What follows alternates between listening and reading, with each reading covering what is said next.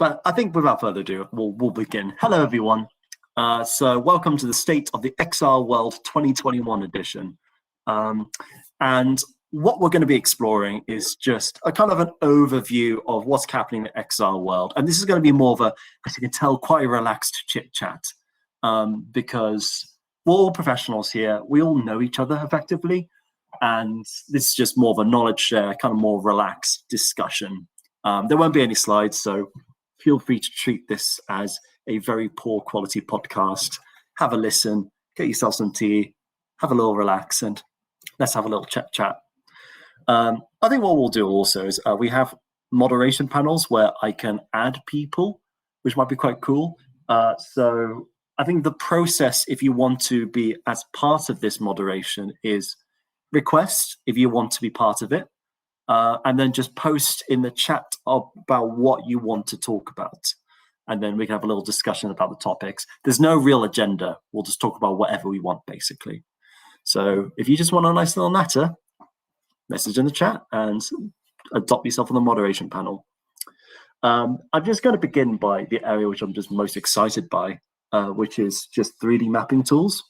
Because at the moment, we've got a very flat contextual layer where we know directions and where we can go, but there's also a little bit of extra information on the reviews of restaurants or what the quality of it might be like.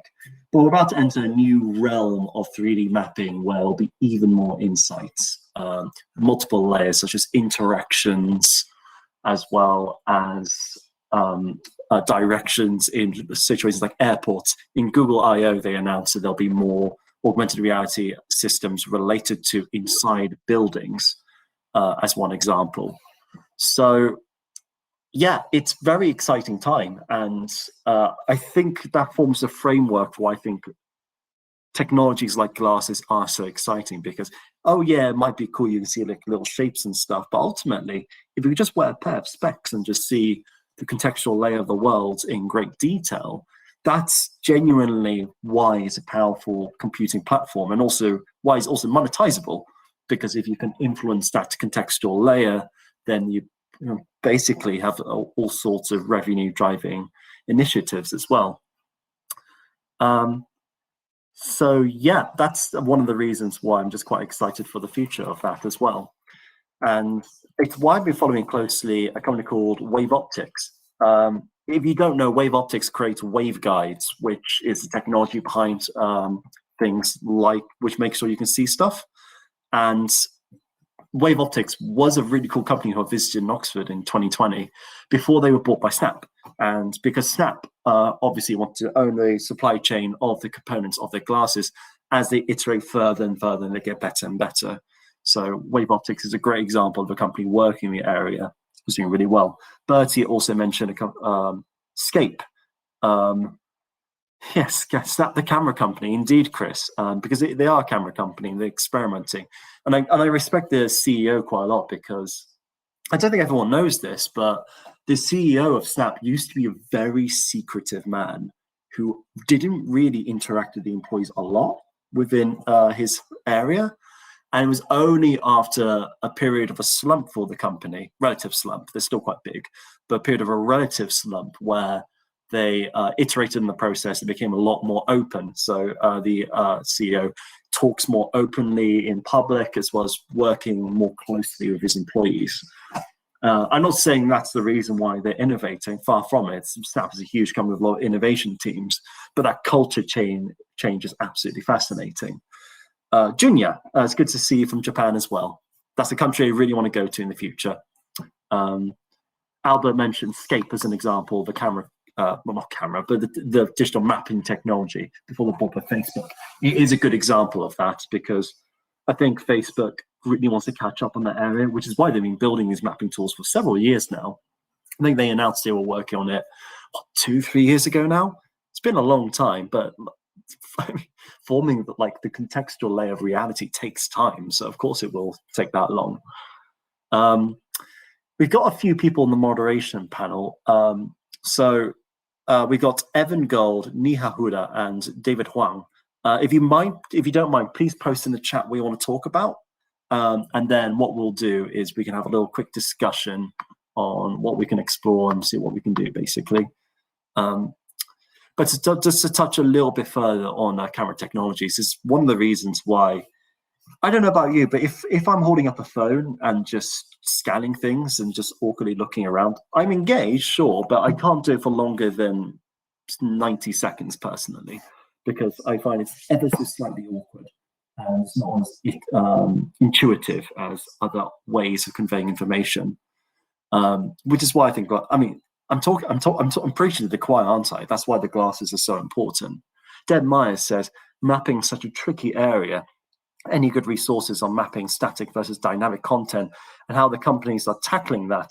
I think that AR Cloud at AWE 2019 touched on it a bit. Yes, absolutely. It is really tricky, and constantly updating it takes a lot of data and time. Actually, Deb, you're one of those people I've just been following for years. I'd love to have a chat with you. So if you could click in that you want to join in the moderation panel, then please drop in, and then we can like join the queue, and then we can like have a little chit chat about it, because I'm curious.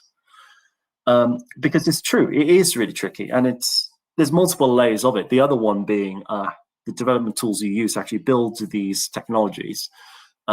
Spark AR is incredibly popular, for example, for good reason. Spark AR is just so intuitive to use, and it's also a very good no-code solution if you just don't know how to use it. I know Bertie in this chat, for example, used it and worked with music labels, for example, and Deb as well. Jacques Morin says, can XR be used to develop training content? Yes. Funny enough, it's actually one of the most profitable areas. It's one of the reasons why global GDP will be about $1.5 trillion by 2030, and is mostly pushed by training applications. You get companies like MakeReal, Immersive, Accenture, PwC, who are really investing money into creating these training solutions for companies. And it's iterating very quickly. So, for example, NVIDIA is working with several other companies to provide cloud-based streaming of VR. So you don't even need like an expensive rig to do it. You can just stream it via 5G, which blows my mind and is really cool. And it's it's actually one of the reasons why HTC has been doubling down on that. They provide business solutions based around training. They announced the VR headset called the Vive Pro, which, yeah, it could be used for gaming, but it is mostly for training solutions. It's quite high caliber. And yeah, that's just the world we are working as well. This is something which I mentioned in a newsletter I run called the Immersive Wire, which I just posted in the chat. If you want to keep capital data with like a kind of a digest, because there's a lot of activities, aren't there? And it's a very good way for you to be properly armed what's happening in the industry with some insights about how you can improve yourselves. So if you really want to like level up your game in the immersive space, I highly recommend taking a look at my newsletter. It's been well reviewed, and it's kind of my passion project. Nia says she's mostly worked in films, is new to XR, and she's curious about how creative and production flows differ between XR and other creative mediums.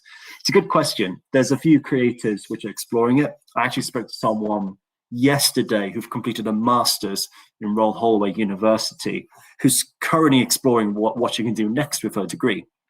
And I'm friends with someone who's very much specialized in creating 360 of VR content as well. So she's very familiar with the workflow. In terms of workflow, a lot of it's similar, but it's just, you then just have to bear in mind there's like an additional dimension to your storytelling.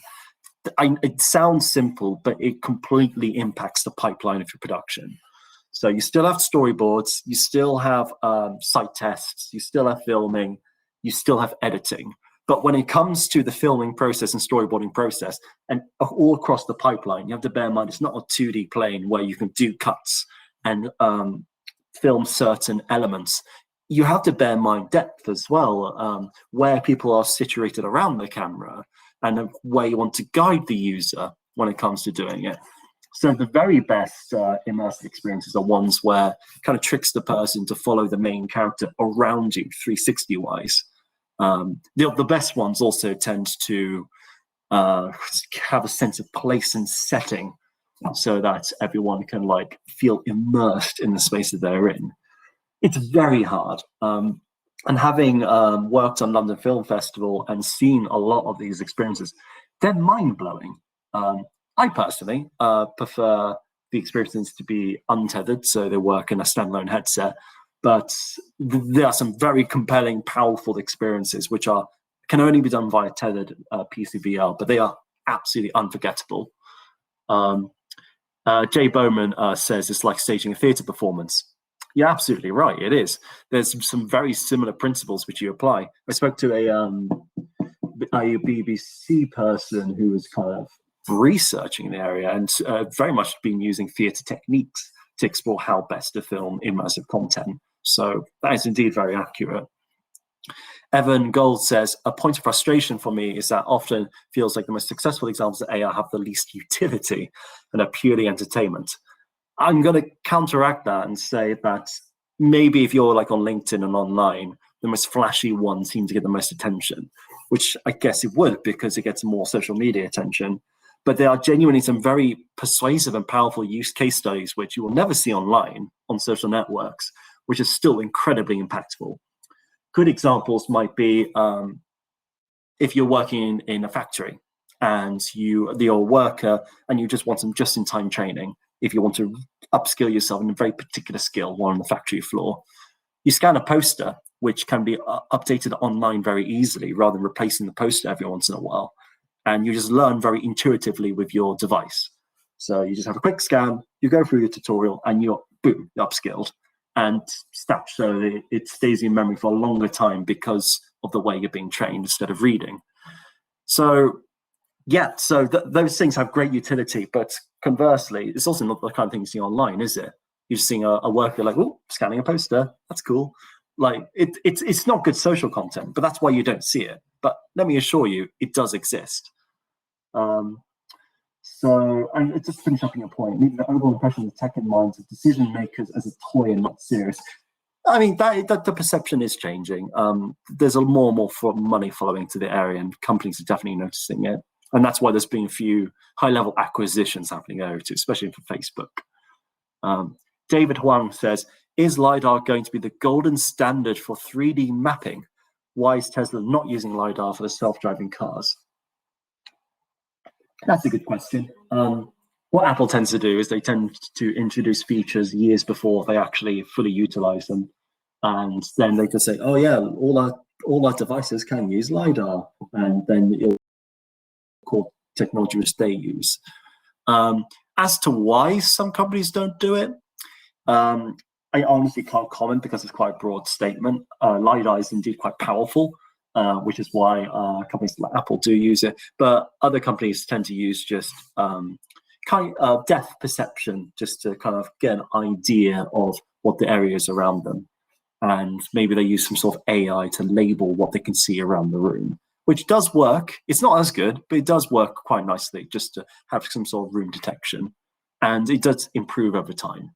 Because you have to bear in mind that one of the reasons why Google cameras are incredible is not necessarily because of the camera itself. It's because of the technology behind the camera, which really improves the images beyond it. So don't underestimate software development when it comes to improving AR. Nia asked, what's about audience reception of such content in the mass level?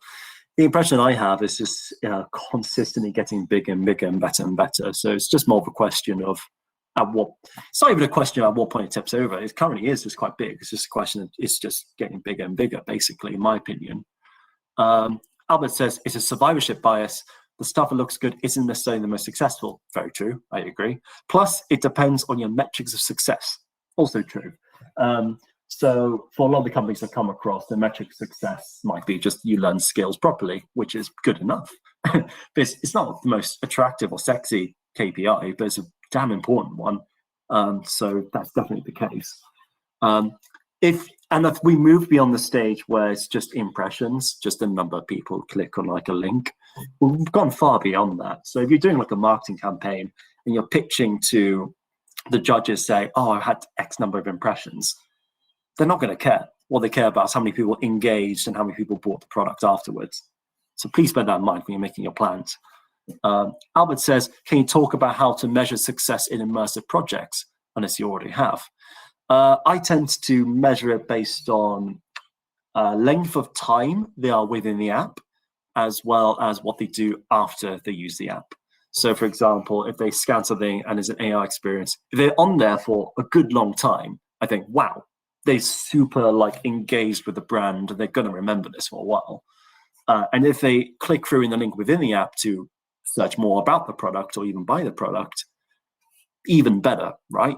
So that's a good way of classifying everything. And yeah, it's really cool.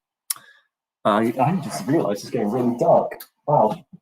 You can see a little bit better now. Hello. Alex Gonzalez asked, what do you think is holding back companies from adopting VR? That's a great question.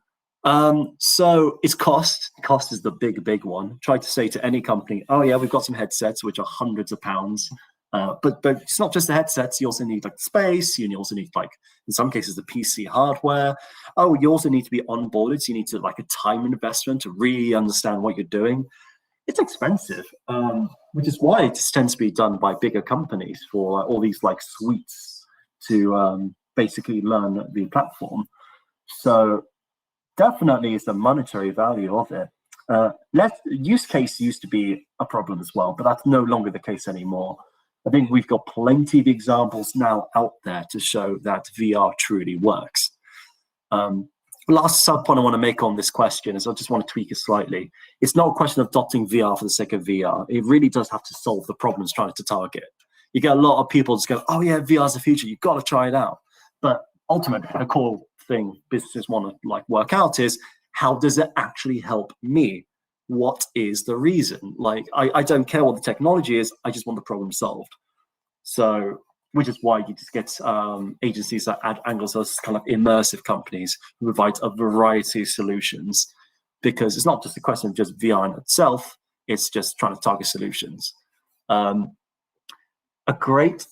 actually a marketing term for this, which I read about yesterday. It's called the Super Mario marketing theory. I love this. So if you're like a marketeer, and you're Super Mario, you've got the power-up flower, which makes you bigger and shoot fireballs, right?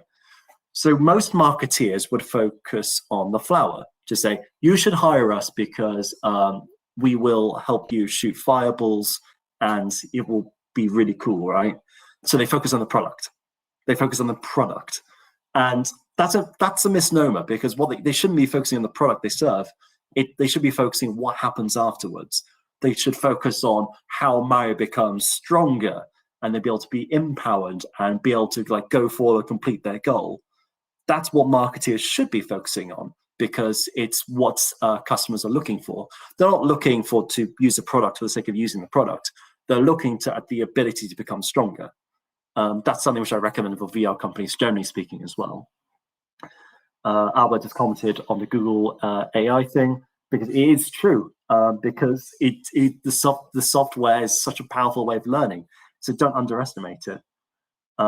Deb replied to Alex, just going, it's the social acceptability of wearing something in your face. Once we get to glasses, we'll see. And I don't know about you guys, but I personally think the Snaps glasses, they look a bit weird, don't they? They look very boxy. It's not the most attractive glasses in the world. I wouldn't be wearing them in public. But I also know that's not the point. The point of them is that they are the developer edition of future iterations, getting them in people's hands so they can like build cool products and they can be able to like do some really cool things. And basically they can double down and they can like learn how to use it. And then so when they're like in future editions, which may look more, I interpret socially acceptable, then there's like a massive suite of software they can dip into. Absolutely makes sense as an approach. And Albert completely disagreed with me, just going, oh, they look sick, bro. Well, each their own. I think what would be super interesting, I am aware, I'm just talking from personal experience, and I'll be super interested to see surveys on what people kind of want from their glasses. I know, for example, there's Facebook is working with Lux, the creator of Ray-Bans, on making not necessarily like the Project Aria level glasses, just kind of things which just to display notifications and the like. I'll be super interested to see the design of those, because that's the kind of style we want to go for, and likely for future iterations. But there's no doubt that the computing challenge of getting such power into something so small will take years and years of iteration. Wow, I love it. Everyone's disagreeing with me in the chat. I'm happy to be proven wrong. If there's a large pickup because of the looks, happy to be wrong. I'll be interested to see the stats about what good glasses would look like. Same with Deb and same with KJ. Wow. Stevie asked, do you think a Facebook, by the way, ask me questions, like I'll answer them all for the next 9 minutes or so.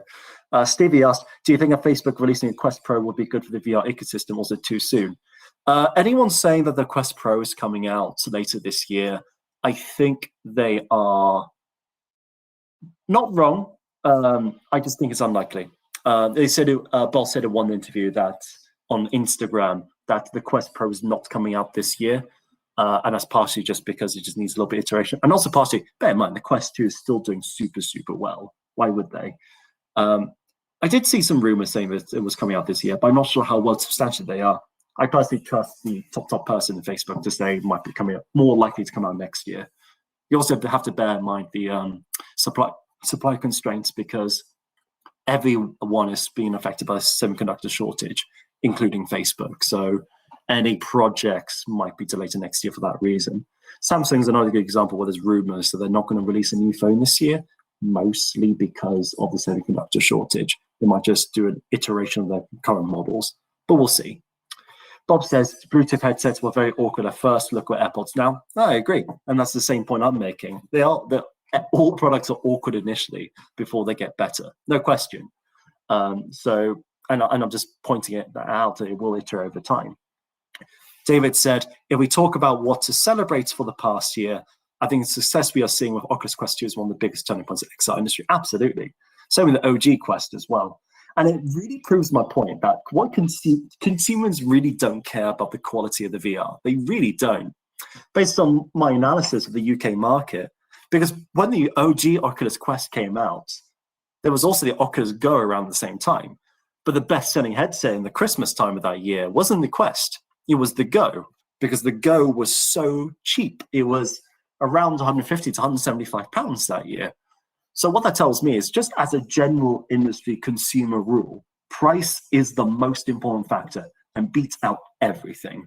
You could talk about whether tracking is good, or the image is good, or the software is good. Great. But the general consumer is like, oh, wow, it's 150 quid. I'll buy that. And that's the only thing they care about. And which is partially why the Oculus Quest 2 did super well, because it was cheaper than the original one. Pratham asked, we don't know what good AR glasses will look like until Apple show them to us. Okay, this is going to be fun, but I really don't understand why people are so focused on what Apple's doing. Like, I get it, they're a major player and they are doing some cool things. I get it, but don't just think, oh, what's Apple going to be doing next, or what's Apple going to be doing here, or what Apple's going to be doing over there. There's so many cool companies out there, guys. Explore the other ones. I mentioned Wave Optics, who creates the components behind the glasses, which were bought by Snap. Focus on them. Focus on the innovators, which are outside the bigger companies who are doing very cool things. Follow their stories. Alex says, thanks for your price, Tom and Deb. Yeah, no worries. Zipperin says, I wonder if the expectations of Apple AR glasses are the same we've had from Magic Leap. Then again, they prove to think outside the box. So maybe. We're going to have to see.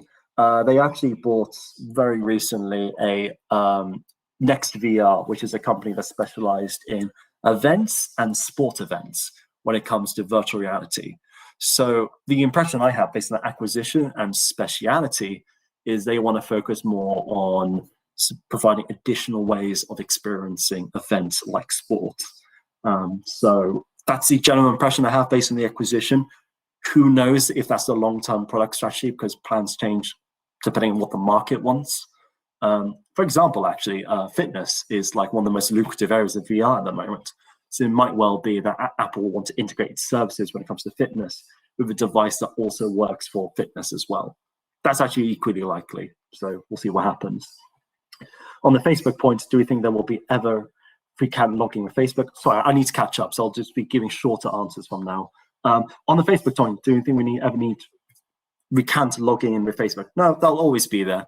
they're principally an advertising company, so they won't want to sacrifice that. Sunak says, can you say more about the state of WebXR? I love it. I sponsored the WebXR Developer Summit because it's so important.